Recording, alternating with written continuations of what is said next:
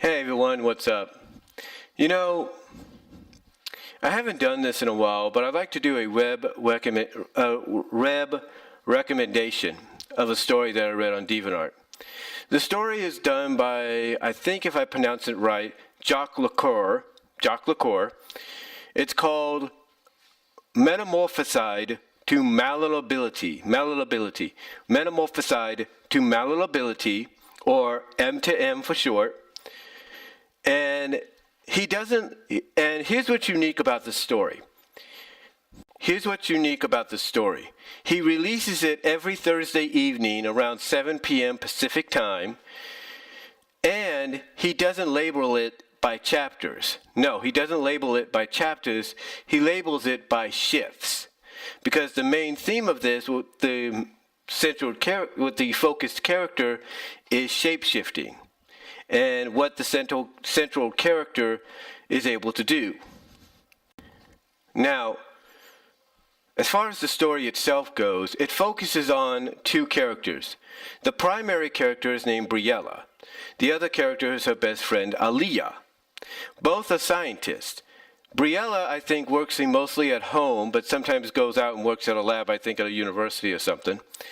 And she's the one that ends up being affected by this new ability. I don't know if it's an experiment she was testing on herself or what, but she ends up gaining the ability to basically shapeshift and be elastic and be able to melt down or ooze into a puddle, stuff like that. And the further the story goes, the more she starts to develop and learn about her abilities, the more her powers, I should say, start to develop, and the more she learns on what she can do with these abilities. It even gets to a point that in one of the chapters, and in the most recent chapter, like I said, it goes as far. Like I'm trying to say, her powers develop. She starts to learn what her powers can do and see how much her powers have developed and abilities have developed. It even goes as far as in one chapter, she's able to divide herself into different parts. And then she also does that later on in the most recent chapter that came out this past Thursday. And again, this story has everything you expect when a character like this Briella character gains the powers of basically malleability, elasticability, shape-shifting. She has fun with it. She's learning what she can do. She's learning what else she can do. She's having fun with it. But she's also developing as a character because she's trying to learn not what to do or what to allow to happen to her because of these powers. I'll give you a good example. You see, in one chapter, it's a chapter or a shift, as he calls it, that took place several weeks ago. But her friend Aliyah drinks a lot heavier than she does, to the point that she'll either get so drunk, so hungover, boozed up, whatever, that she'll pass out and somebody has to take her home. So Briella ends up doing that by basically enveloping a car or her friend's car and driving it back to her apartment late at night. But what she does afterwards is where her first character developing or her second character developing trait comes into play.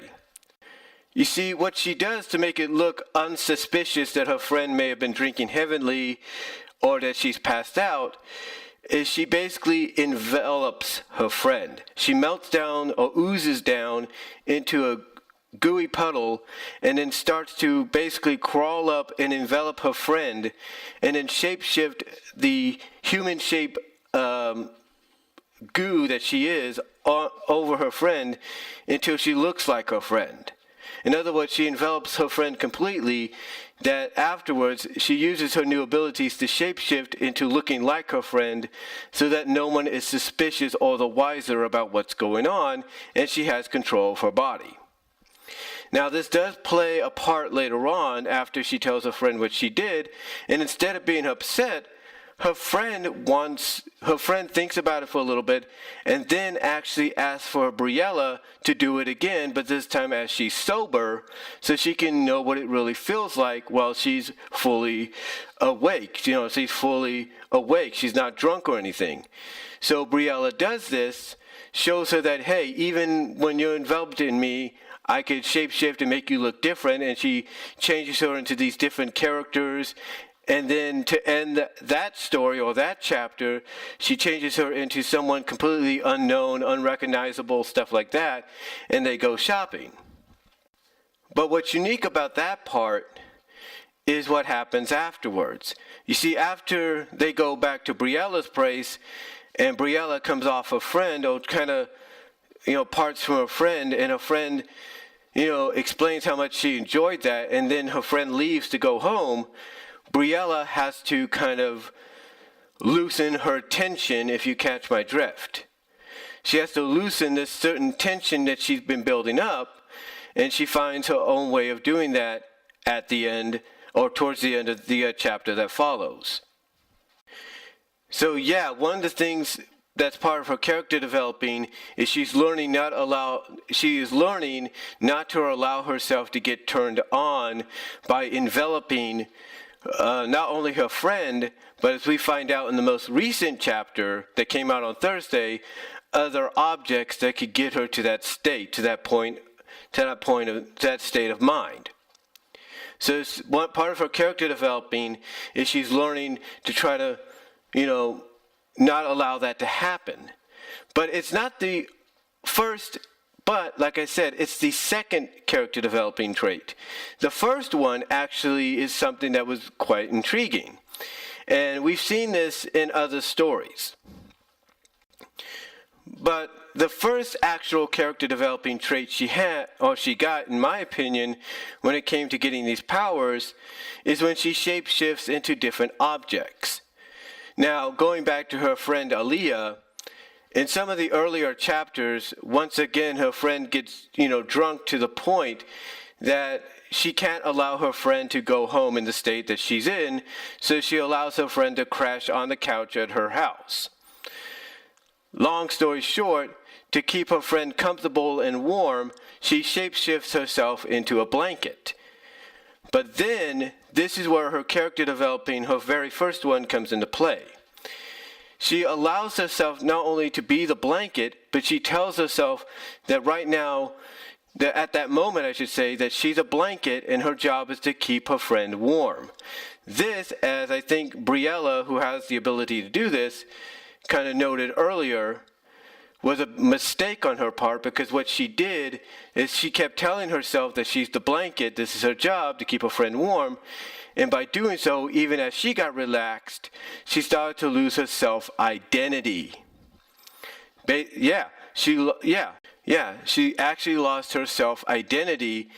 And as we see later on in the story, after Aaliyah wakes up to go get a snack or something like that before she lays back down, Briella starts to think about what's going on, but she's not thinking as Briella, she's thinking as a blanket, like, I have no one to keep warm here. And then when Aaliyah comes back and puts her back over, Briella, now thinking as just a blanket, has a contemptive sigh of relief, like, yes, my job is being fulfilled. But she's only snapped out of it after her friend finally fully wakes up and then calls out her name, and then by calling out her name, it triggers something inside of her to remind her, oh, this is who you really are. You're not really a blanket. You're Briella. You're this scientist girl that has this ability now. And this person that you were keeping warm is your best friend. So, yeah, basically she changes back. And there's even some other points in the story, in the upcoming chapters, where she still gets... There's other points in further chapters later on where she gets tempted to become or let herself go and just be the object. A recent example is when she becomes some kind of like a recliner chair that vibrates, a massage-like chair, for her friend to kind of sit down and test out.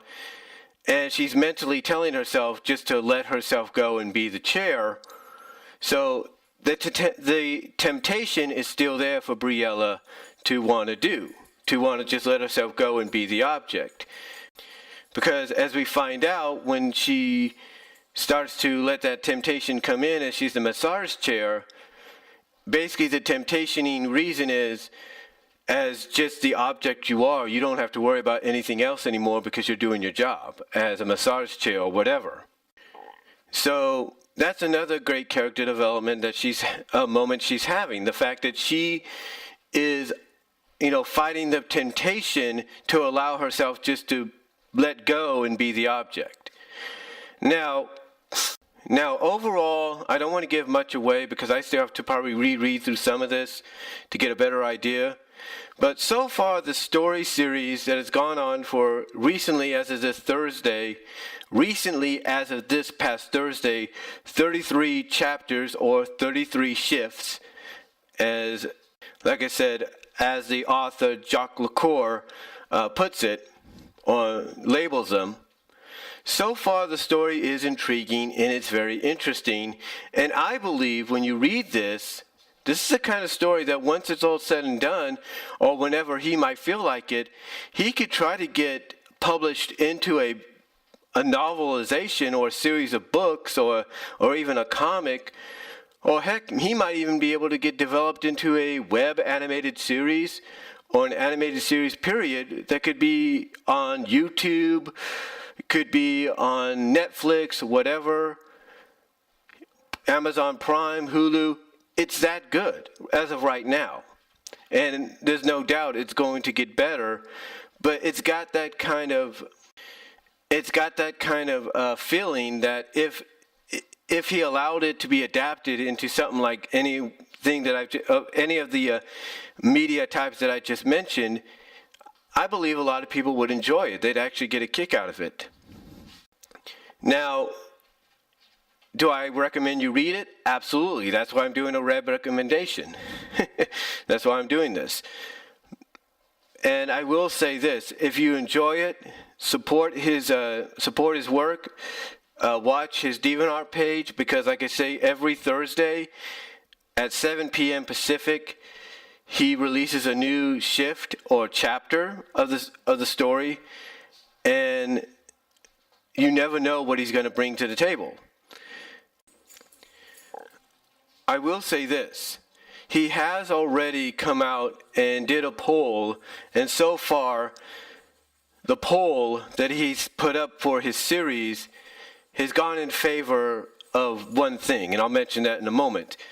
But his 50th chapter, his 50th shift, from what I understand, from what I was able to calculate, is planned, unless things come up, is planned for the 29th, the last Thursday in January of next year. That's right, the 50th shift, the 50th chapter is planned to be released, if things don't come up, for the last week in January. Now, the reason I bring this up is because, as I mentioned, he has a poll out for what fans, followers of his stories want to see for that 50th chapter. And the overall consensus is they want to see Aaliyah get malleability powers, elastic shape-shifting powers, identical to Briella's for that story. Now, from what I can tell, not only is that the most favorable in the consensus of a lot of the fans and followers of the story, but from what I think he's saying, that 50th choice, that 50th story, if it's that direction that he's going to go in, and it looks like, with Aaliyah getting identical powers, that it's only going to be a one-shot deal. It could be non-canon, it could be canon, we don't know, but it's basically going to be a one-shot deal, and who knows what's going to happen there. But I can tell you this: Overall, the story is good. You need to check it out. And there are moments throughout that, like I mentioned with the character developing, that you might start to get the idea that he's probably going to go in a direction involving these two characters that's expected, but you just don't know when he's going to pull the trigger, or even if he does. So we'll just have to wait and see on that, but I highly recommend you guys check the story out. It's really good.